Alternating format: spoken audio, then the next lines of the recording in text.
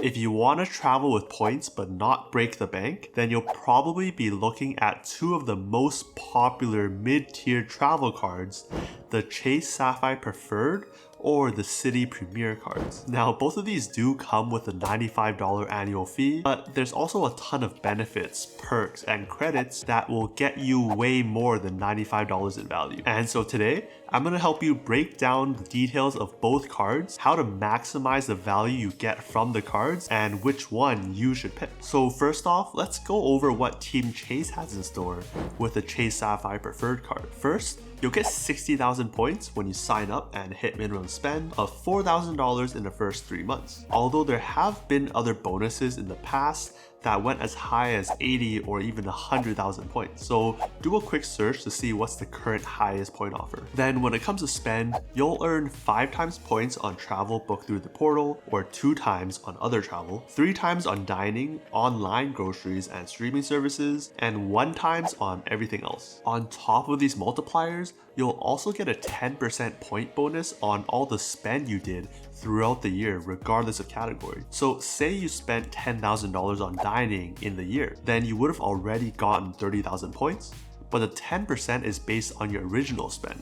So you're only getting an additional 1,000 points for that bonus. And all this is with the $95 annual fee, which Chase tries to counter by offering a $50 credit from your anniversary year onwards for hotel stays booked through the portal. Remember, this is for anniversary years, meaning don't expect to see this in the first year with you having the card. Even then, the points you get from the card already more than make up for the annual fee. You can redeem these points through a bunch of different ways, but the most common ones will probably be cashback, travel, or transferring them to one of their transfer partners. With cashback, you'll get a value of 1 cent to 1 point. So take the sign-up bonus of 60,000 points, that'll be a $600 in value. If you redeem these points through the Chase Travel portal, you'll get 1.25 cents a point, making that sign-up bonus valued at $750. And although that's a pretty decent redemption, if you want to get more value or maximize the value you get from your points, then you'll want to transfer your points out to one of their transfer partners and redeem that way. If you do that, you'll get much higher values for your points, sometimes upwards of 5 cents a point, but a good baseline to use, in my opinion, is 2 cents a point. Even with a baseline $600 in value for the sign-up bonus, that's already more than 6 times the annual fee and more. That said, the power of the Sapphire Preferred doesn't just stop there. It comes with a bunch of other benefits too, like getting 5 times points on Peloton through mid of 2022, to a long list of perks offered by the Visa Signature program, from Ships and Skillshare to the Luxury Hotel Collection offering you room upgrades, free Wi-Fi, breakfast, and a $25 credit for food and beverages. But to round out the card, this card has a bunch of travel and shopping protections too, like getting trip cancellation and interruption insurance, primary rental car insurance, baggage delay, trip delay, and travel emergency assistance, to purchase protection and extended warranties. Oh, and of course you'll avoid the 3% fee when spending abroad, because this card does not have a foreign transaction fee, which is also a perk on the Citi Premier, which has a lot of similarities. For starters, the Premier has the same 60,000 points when you sign up and hit minimum spend of $4,000 in the first 3 months, and also has had offers in the past of 80,000 points. So do a quick search before you decide to apply. On the spending side, there are a few overlapping categories, but they're not as restrictive. You'll be getting 3 times back on spend for restaurants, supermarkets, gas stations, air travel, and hotel, with 1 times back on everything else. There is no anniversary bonus like the Chase card has, but you will be getting a $100 credit for a single hotel stay of more than $500 when booked through their portal before taxes and fees. The $500 minimum does make this harder to use, but you are getting a $100 credit instead of $50 like Chase, and you're getting this in your first year, whereas on the Chase side, you're only getting it on year 2 and onwards. Benefits wise, this card is part of the MasterCard World Elite program, which will come with benefits like Dash Pass for 3 months with some credit, HelloFresh, Lyft, Shop Runner, and more. But a major perk is getting Cellphone Protection, meaning if you're paying off your monthly cell phone bill with the card, then you'll get up to $1,000 in coverage a year against theft and damage. Then similar to Visa on the Chase side of things, here MasterCard also has a luxury hotel bookings which will give you free breakfast, room upgrades, early check-in and late checkout, and $100 to special amenities depending on the hotel. So not too far off from the Visa, but a little bit better. As for protections, the Citi card kind of lacks in that department. Before 2019, they had a ton of them,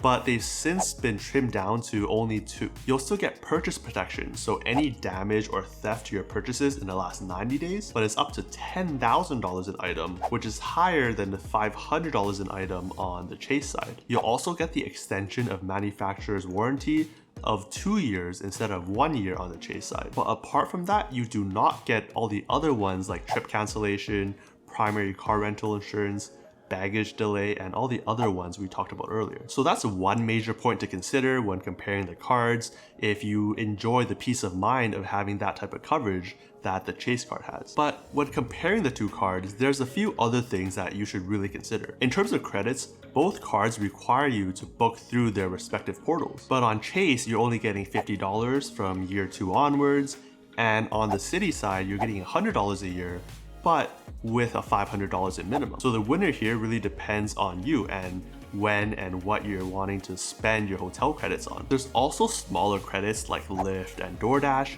but those are so tiny that I wouldn't really consider them a big consideration. Okay, so what about the multipliers between the two cards? There are some significant differences, but I will say that unless you're spending thousands and thousands of dollars every month, they won't be that big of a difference, especially compared to differences in sign-up bonuses that you can get. Because say you get 3 times points on one card, then 1 times points on another card, in order to match a 20,000 point difference in sign-up bonus, you'll need to spend an additional $10,000, which is quite a lot. So looking at this table, the Premier card actually gives you better multipliers on most of the categories. Yes, you'll get 5 times points when booking travel through the Chase portal, but all other travel and gas stations are higher on the Premier card. The grocery category on the Premier card is also better because it's all groceries at supermarkets, not just online. The Chase does have 3 times on streaming, but given how low cost these services are,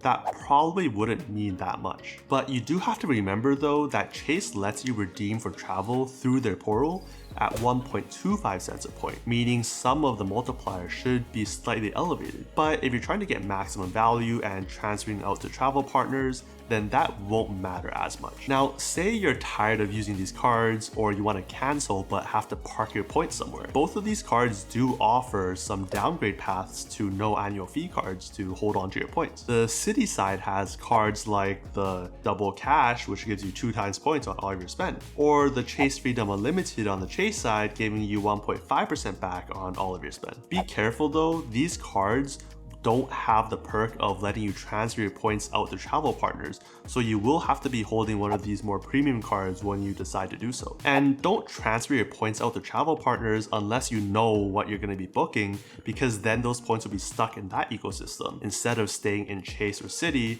which is way more flexible. And speaking of transferring points, I'll link some resources down below for some examples on really high value redemptions for both programs.